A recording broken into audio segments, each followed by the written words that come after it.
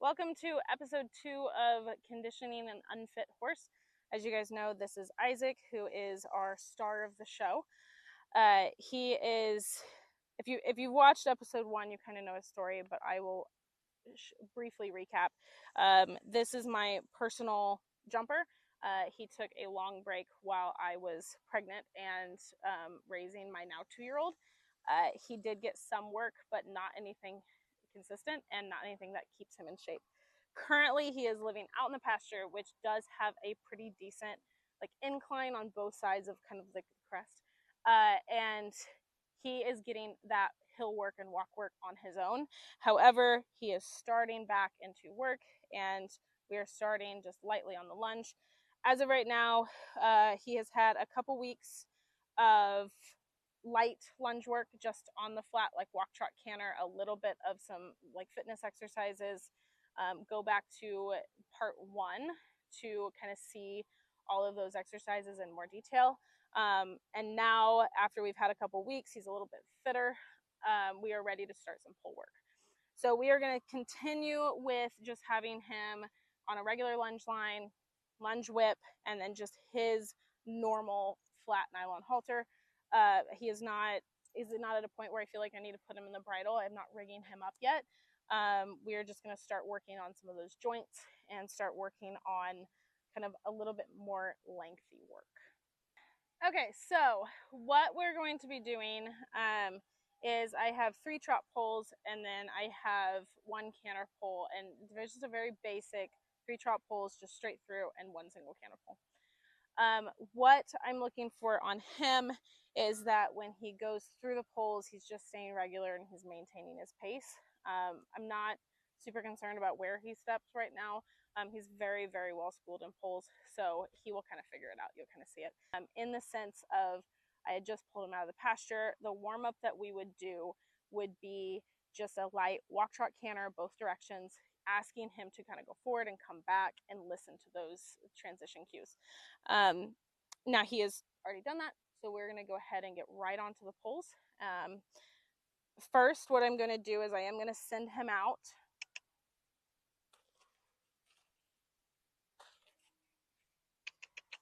I'm going to send him out, and we're just going to get him kind of mentally ready for poles. I'm not really super concerned about starting right on the poles. I just kind of want to get him kind of moving. We just took a little bit of a break, so get his brain back on the work. Okay, so as we're starting on the poles, you can start off the poles or you can start on the poles. He is just kind of where our circle is right now. That single pole is on the circle, so he's going to end up tracking over it. Where that's fine for him. If you have a horse that's scared of poles, you might start off the poles. But if they already know poles, then it should be just fine to start on a single pole. He's got 1 single fly on his rib cage that he hasn't quite figured out he's going to go for or not. Let's get it. Can you help? Oh.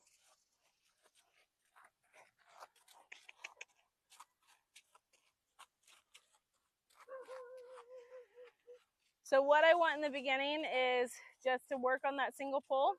We're going to go ahead and send him up into the trot. And he's just going to pop over the single pole, and we're just looking for what is his reaction. Does he look like he's having trouble with it? Does he just go straight over it? Does his pace change? Now for him, he rather likes poles, so I don't expect a whole lot of change. The biggest challenge for me is making sure that I put him in the middle of the pole. That is a special skill, as you will find out when you're lunging over poles, is being able to kind of predict the trajectory and know that where your horse is going to travel over that pole. He is a bit of an avoider. He will avoid those poles if you give him the opportunity. So he looks pretty good. He's just kind of like traveling straight over the pole. No change. Just nice and calm. The poles are really nice when you're bringing a horse back into shape, because what it does is it gets them to kind of move, pick up their feet. So it's really, really good for all of the joints of their legs. the fetlock, the knee, the shoulder, the elbow, the hock, the stifle. All of those joints are so, like, they're targeted with pulls. It's so nice for those joints. If you have a slightly arthritic horse, light pull work can be really good because it keeps them kind of moving and loosened up. And also for young horses to prevent things like arthritis, pulls are great. All right, so now you can really see as he tracks over, you're going to be able to see where he steps and how he steps. And I want you to really pay attention to how much more movement in his joints that he's going to get from going over the poles. I'm going to start him out with just kind of like you're on a small circle, just bypass the poles. And then I'm just going to move him out to that big circle. So we're going to go to the trot poles first. I'm going to probably go over it 3 times each direction, or 3 times at the trot, and then maybe once or twice at the trot or at the canter. He's a cheater. I'm going to go 3 times over the poles at the trot, and then I'm going to do a couple times at the canter over the single pole. Out. He's a cheater again.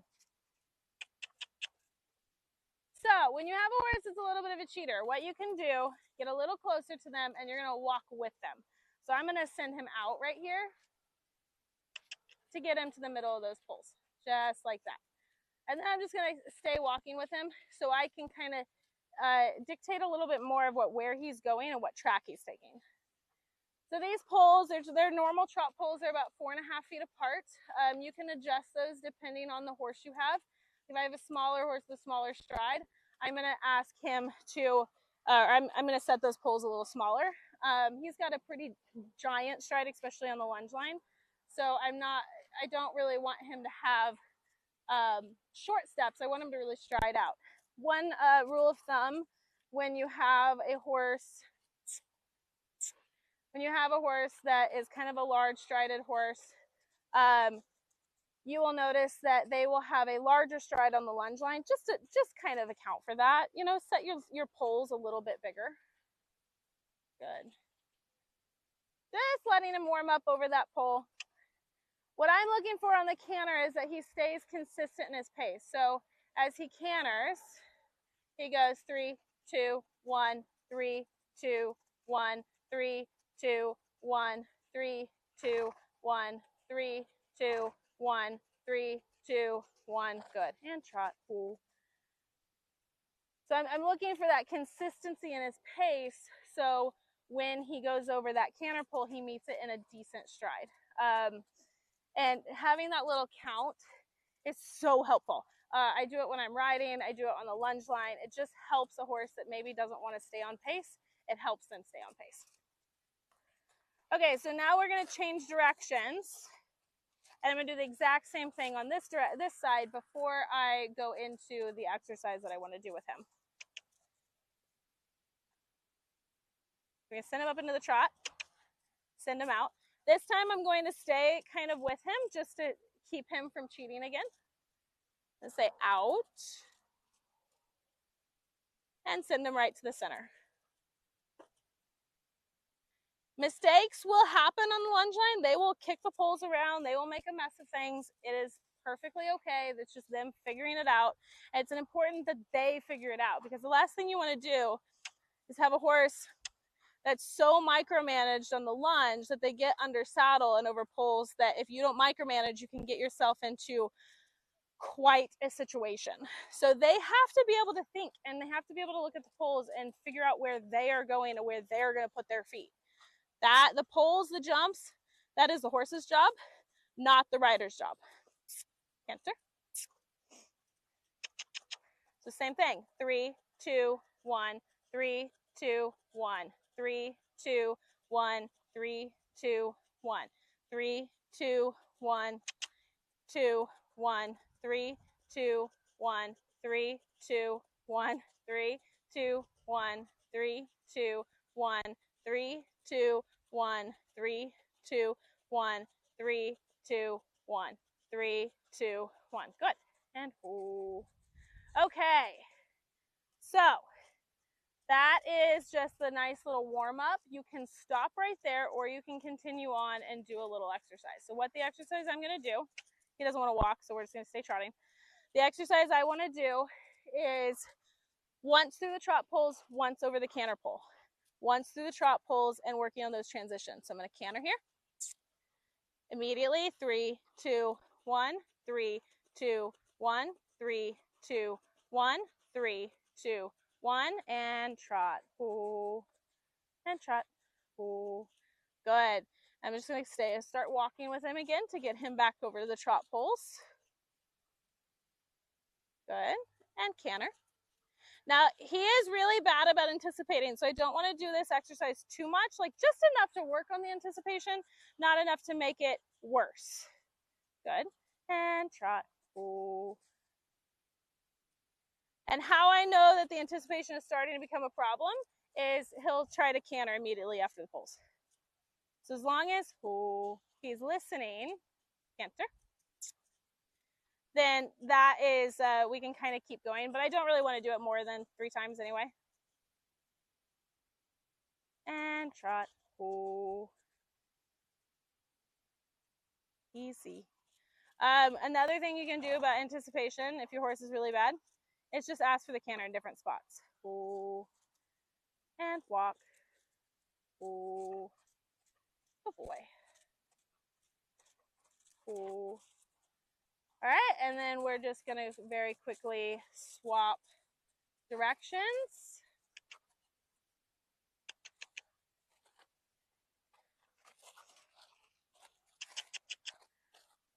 Just like in episode 1, I'm kind of watching his body. I'm watching his body to see how flared his nostrils are. I'm watching to see how much he's breathing. So if he starts heaving in his breaths, I want to make sure I kind of end it there. Or if I notice his nostrils are super flared. Now, it's pretty hot today, but there is a pretty nice breeze. So I'm not like very worried about him overheating. He is very workmanlike. He will work until he drops. He's not really going to give me an indication. He'll give me an indication of like he's too tired, like his muscles are failing, but he won't give me an indication of I'm too hot, I don't want to work anymore. He'll just keep on going. So, and he's a big sweater, so like him sweating is not really a very good indication of how like hot he is. So I have to be really watchful of kind of the signs of heat induced stress. Right now I'm not really seeing anything. His nostrils are kind of flared. I can tell he's been working, but he's not really breathing super hard. And he's also very eager to keep going. Like I said, it's not a great indicator, but as you kind of get to know the horse, you'll kind of see those signs.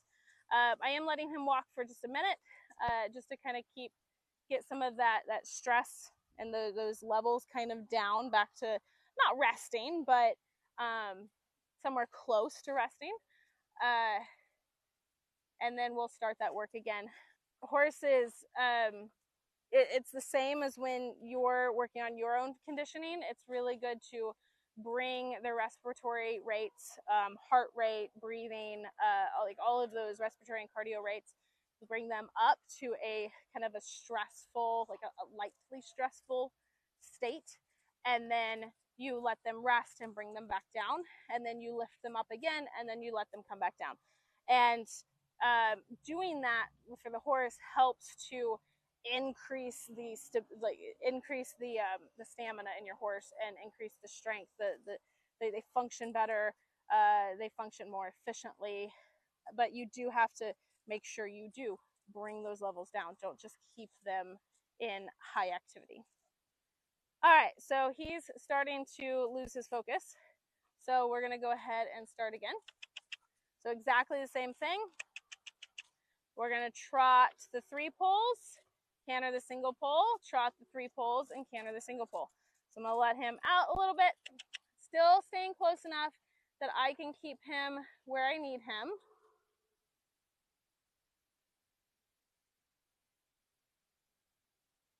Canter. That time I cantered right away. Next time I'm going to canter a little bit further away from the trot poles. Good. And trot. Ooh. I'll start counting again, and you can see how much of a different way of going that creates. Out, out, almost a cheater. Canter. Good. 3, 2, 1, 3, 2, 1, 3, 2, 1, 3, 2, 1, and trot. Ooh. See how he met that so much nicer when I was kind of watching his pace really closely. Out. Big steps. Canter. 3, 2, 1, 3, 2, 1, 3, 2, 1, 3, 2, 1, 3. Good. Ooh.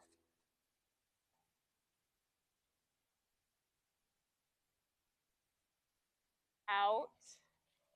Out. So I didn't like that last one. I didn't get him quite to the middle, so I'm going to go ahead and have him do those trot pulls one more time, a little out, because that will help him get a better stride in too, like that. Good. And walk. Ooh. Ooh. Ooh. Good.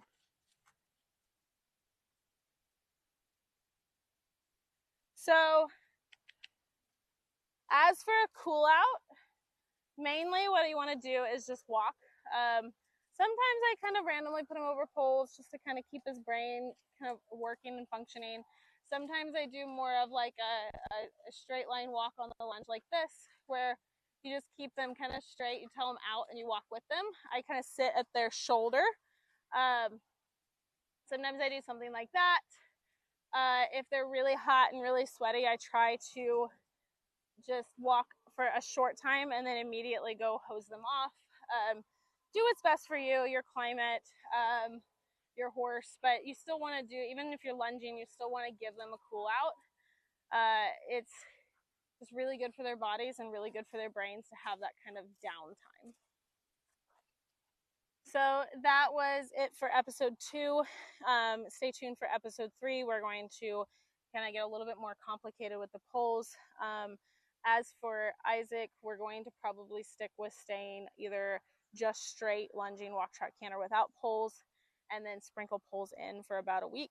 And then after that week, we're going to kind of get a little bit more advanced in some of the poles. And that's when we'll film next. So stay tuned for that. And we're going to get this boy in shape, and it'll be great, because I'm going to take you along with me through all of this beginning lunging work, and then also through the beginning riding work, and then even the beginning over jumps, which stay tuned for that, because I can get kind of excited for this guy. So a lot of good things on the horizon to getting him back into work. I'm going to go cool him out now, and I'll see you guys next week.